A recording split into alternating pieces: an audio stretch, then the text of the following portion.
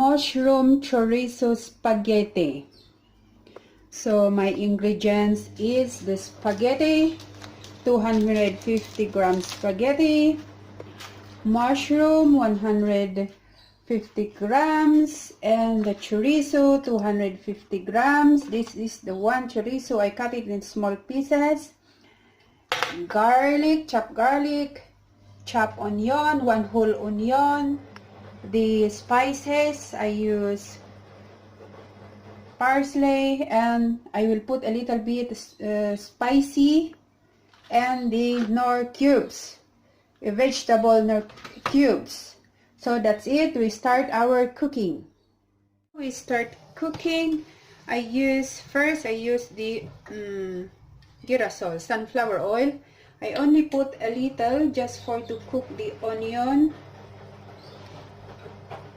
because remember the chorizo is very oily. It's a Spanish chorizo. It's a special chorizo. And while I'm doing this, I will cook also the spaghetti here for the water to be hot first. There.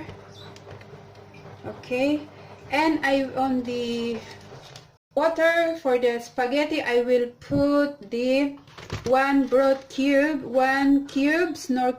of vegetable. This toing, and I put oil also, little oil, and that broth cubes. That's it. And now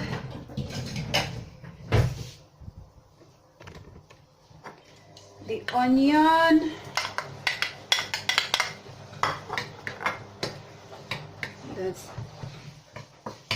I wait the onion to be a little bit brown before I will put the garlic. So this is it. I will put the exhaust fan. Sorry for the noise. It's the exhaust fan.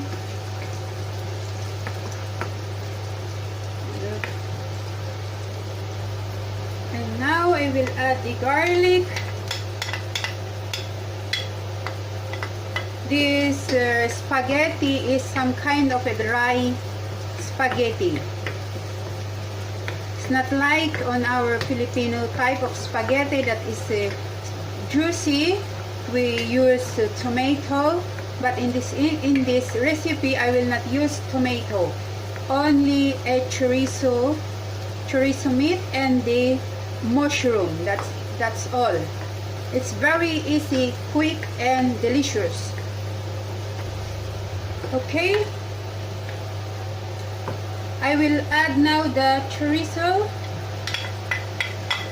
That's it.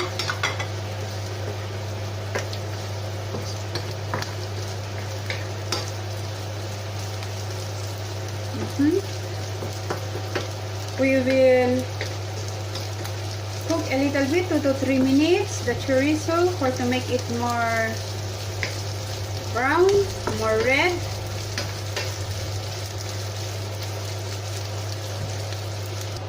So it's now time to put the mushroom.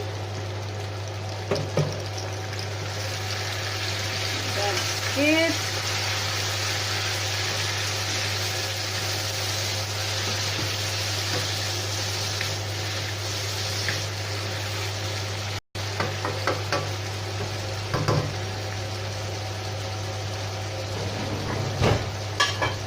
We cover it.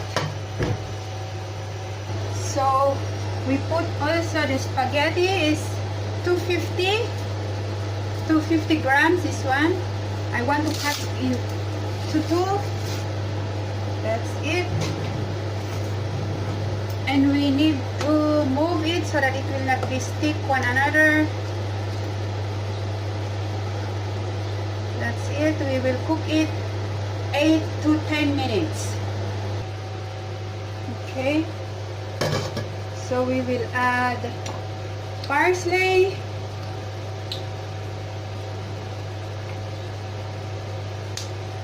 we will add pimenta negra, the black pepper powder, and I will put a little bit of spicy. That's it. Turn it.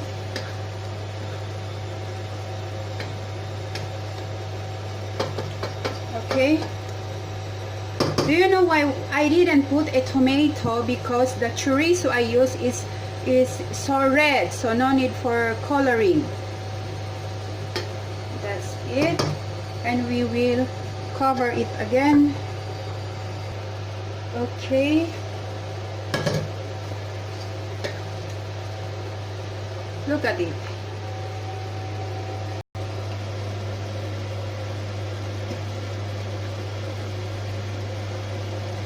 Okay, I will add a cooking wine, white cooking wine. Okay, just half cup.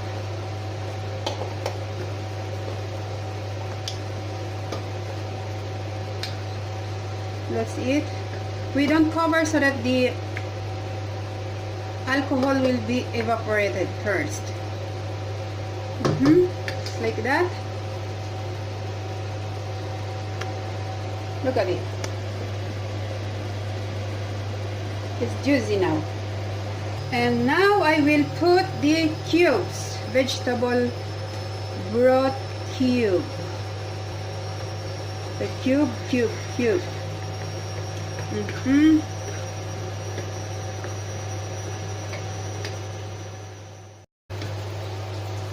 Instead of you use minced meat, you use chorizo. Sometimes when I cook spaghetti and I don't want meat, I will use the tuna, century tuna fish in can. That's it.